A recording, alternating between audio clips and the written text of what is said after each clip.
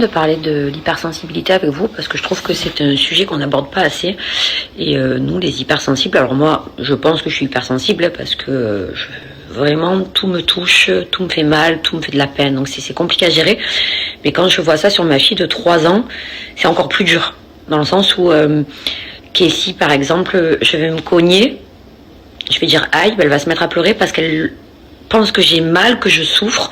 Donc elle me dit maman est-ce que t'as mal, maman est-ce que tu vas pleurer, maman est-ce que... Enfin, je suis obligée de faire attention à tout ce que je dis, je suis obligée de faire attention à tout ce que je fais parce que je sais que ces émotions vont être multipliées par 1000. Donc c'est franchement c'est compliqué.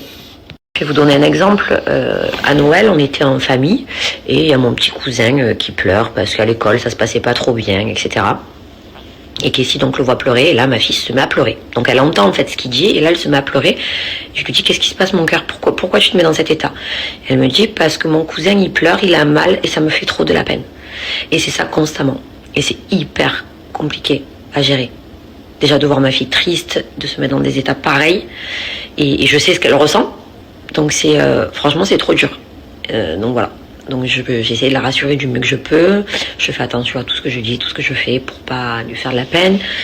Enfin voilà. Donc quand je vous dis qu'elle est hypersensible c'est plus. Et elle a ce côté... c'est vrai que vous la voyez pas parce que je vous montre pas grand chose du coup. Mais Casey c'est une enfant au grand cœur. Beaucoup trop grand. Je me dis pour son jeune âge, elle a que 3 ans. Casey, elle prête tout à tout le monde. Casey, elle est en train de manger, elle partage, elle demande est-ce que t'en veux. Casey, on va lui donner des sous, par exemple, elle va vouloir me les donner. Tiens maman, c'est pour toi. Elle est hyper généreuse, franchement, j'ai fait une enfant incroyable. Je vous dis la vérité. Hein. Je crois que je pouvais pas rêver mieux. Franchement, j'ai une petite fille incroyable. Mais ce côté-là est très dur à gérer. Donc voilà, elle voit une pédopsie, etc. Mais ouais, c'est compliqué. C'est vrai que vous connaissez pas finalement cette facette de moi parce que j'ai toujours caché ça derrière ce caractère fort, ce côté grande gueule, ce côté où rien ne me touche, j'ai peur de personne, rien ne m'atteint, j'aime personne. Enfin, voilà, et le fait de vieillir, je vais faire 35 ans, je suis devenue maman. Donc j'ai pris conscience de certaines choses. Je pense que c'est ma fille aussi qui a fait que je me suis apaisée, je suis devenue un peu plus calme, je vois les choses différemment.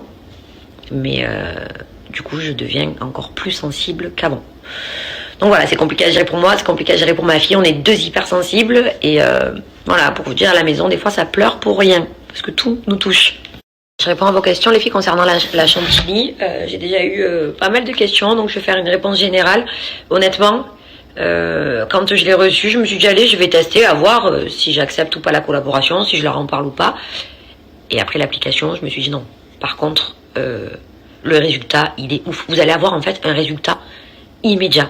Ma soeur, elle a laissé, je l'ai eu tout à l'heure au téléphone, elle a laissé appliquer toute la nuit, donc c'est que mieux. La prochaine fois, je vais faire ça. Elle m'a dit Anaïs, même Nico, il m'a dit tes cheveux, ils sont incroyables. Mais le résultat, quand je vous dis, il est immédiat.